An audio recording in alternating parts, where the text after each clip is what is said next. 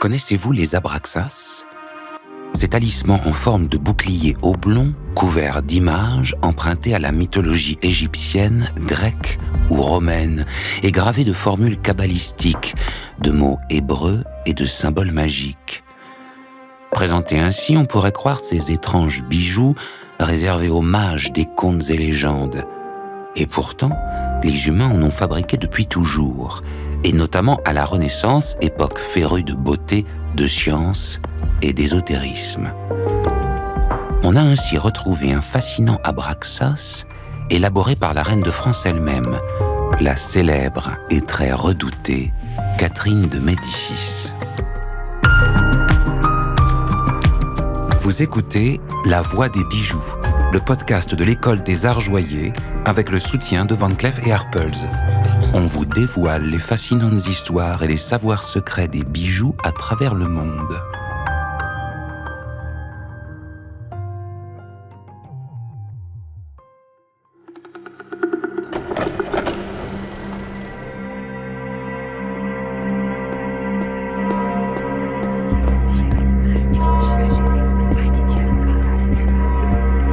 Le dauphin en aime une autre femme, et il n'en fait pas mystère. En ce jour de 1542, le cœur de Catherine se serre. Son époux, le dauphin Henri, fils du roi François Ier, a ostensiblement élu une autre femme comme sa dame de cœur, la duchesse Diane de Poitiers, la cousine de Catherine. Diane a pourtant le double de l'âge du futur roi, 40 ans, et lui à peine 20. Catherine sait bien que son mariage est politique et que les sentiments n'ont rien à y faire. Cependant, elle est inquiète, terrifiée même.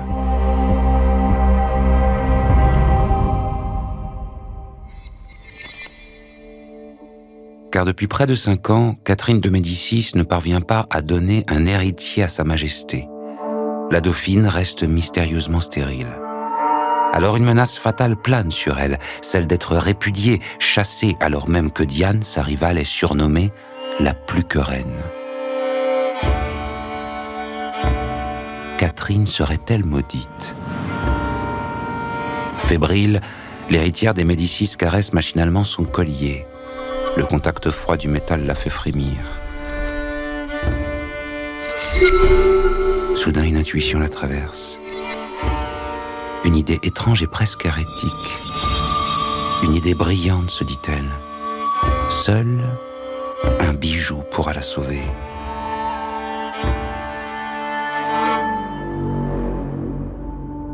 Il y a cette dame, Catherine de Médicis, qui est l'unique héritière de la branche aînée des Médicis. Elles ont une immense fortune. Inesita Gaekel, historienne du bijou et professeure à l'École des Arts Joyers. Elle est venue en France avec une dot et c'est très difficile de convertir, mais imaginez des milliards d'euros, 100 000 écus en argent et 28 000 écus en or, avec une collection de bijoux stupéfiante. Cette jeune femme n'était pas seulement riche, elle avait une énorme couture. Elle avait une grande curiosité. Elle voulait soutenir les artistes. Elle avait même des talents en joaillerie.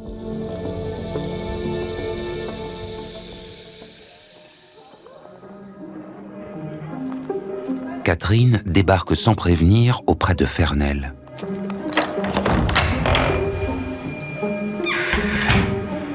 Cet homme n'est pourtant pas joaillier, il est médecin, et pas n'importe lequel. Jean Fernel est le médecin préféré du dauphin Henri qui l'a fait venir à la cour et assure sa fortune. Cet homme de science est connu à travers tout le royaume pour ses connaissances dans tous les domaines, et notamment les plus secrets. On raconte que Fernel élabore des filtres magiques, fait d'urine de mouton, de sang de lièvre et de pâte arrière gauche de belette infusée dans du vinaigre fort. Catherine de Médicis ne s'en étonne guère, la science et l'ésotérisme sont alors traités à égalité. Elle n'est cependant pas prête à s'en remettre à n'importe quel remède. Si elle a choisi Fernel, c'est en raison d'un de ses talents en particulier. Comme elle, il goûte le travail des métaux et des gemmes. C'est donc à lui qu'elle va confier son plan, sa dernière carte, la confection du talisman qui contribuera à sa place sur le trône. La Renaissance, c'est une époque où se mêlent tous les savoirs les plus composites entre les anciennes croyances et même la sorcellerie, on doit le dire. Et les bijoux de la Renaissance reflètent bien ce contexte et notamment la curiosité et la croyance en l'alchimie, en la géomancie. Pour devenir médecin, pour être qualifié comme médecin, il fallait faire des études dans l'astrologie. Dans les bijoux de la Renaissance, on peut voir ce dialogue entre les anciennes croyances et la science moderne qui est en train de naître.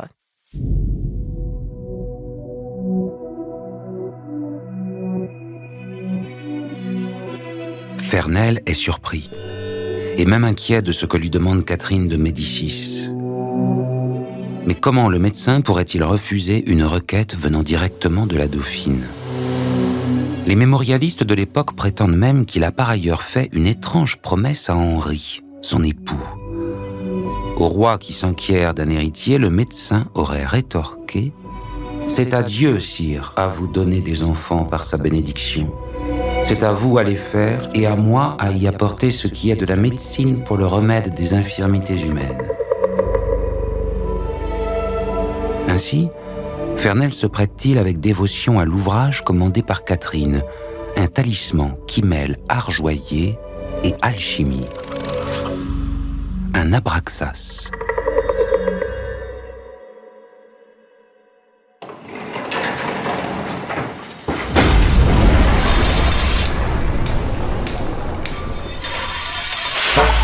Le dessin qui préside au moule dans lequel le métal sera coulé puise ainsi aux sources des religions païennes de l'astronomie et de l'astrologie.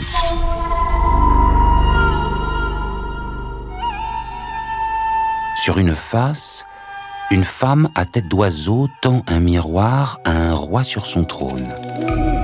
Sur l'autre face, une croix de vie égyptienne surmonte une femme nue. Et partout des noms hébreux, des monogrammes royaux et des symboles mystérieux. Catherine s'amuse à imaginer son bouclier contre la misérable grande sénéchale, Diane de Poitiers. Il est à la fois très amusant et un peu hasardeux aussi de déchiffrer ce talisman de Catherine de Médicis.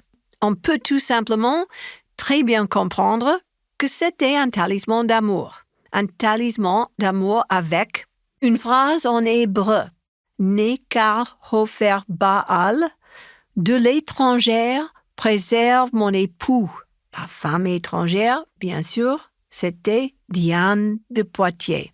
Au-delà de cette étrange amulette et de ses pouvoirs supposés, il faut noter qu'au XVIe siècle, le bijou joue un rôle clé, non seulement en tant que symbole de richesse, mais aussi comme attribut de pouvoir. Les bijoux des reines et des princesses sont le reflet du nouveau statut, de l'éducation, du niveau de culture de ces femmes. Cette époque est l'époque des femmes puissantes, des femmes d'un haut niveau de culture, des femmes qui deviennent reines en Angleterre, régentes en France. Et Catherine de Médicis, qui s'apprête à devenir reine de France, en est le parfait exemple. Elle qui sera reine, mais aussi une grande mécène auprès des peintres comme François Clouet et d'écrivains comme Montaigne et Ronsard qu'elle soutenait.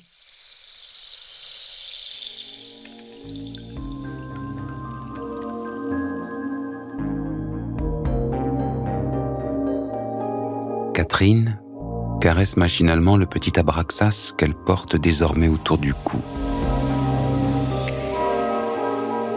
Le contact du métal froid la fait sourire.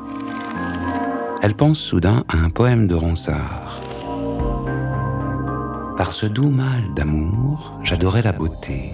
qui me liant d'une humble cruauté, me dénoua les liens d'ignorance. Par lui me vint ce vertueux penser qui jusqu'au ciel fit mon cœur élancé, ailé de foi, d'amour et d'espérance. Ce poème dit comment l'amour mène parfois à l'intelligence et permet de vaincre les passions et les peurs, exactement comme ce talisman qui lui a finalement permis de triompher. Oui, songe Catherine, au soir de sa vie, par amour, plutôt que de désespérer, elle a fabriqué cet abraxas. Et finalement, ce bijou lui aura porté chance. Certes, toutes les médailles ont deux faces. D'un côté, en 1559, elle a perdu son époux bien-aimé, Henri, après qu'il est devenu roi de France sous le nom d'Henri II. Mais de l'autre, elle n'a jamais abdiqué, ni été répudiée. Car après 10 ans de mariage, elle a donné à son mari et à la couronne 10 enfants, dont 3 seront rois. Surtout, elle est parvenue à écarter sa rivale, Diane de Poitiers.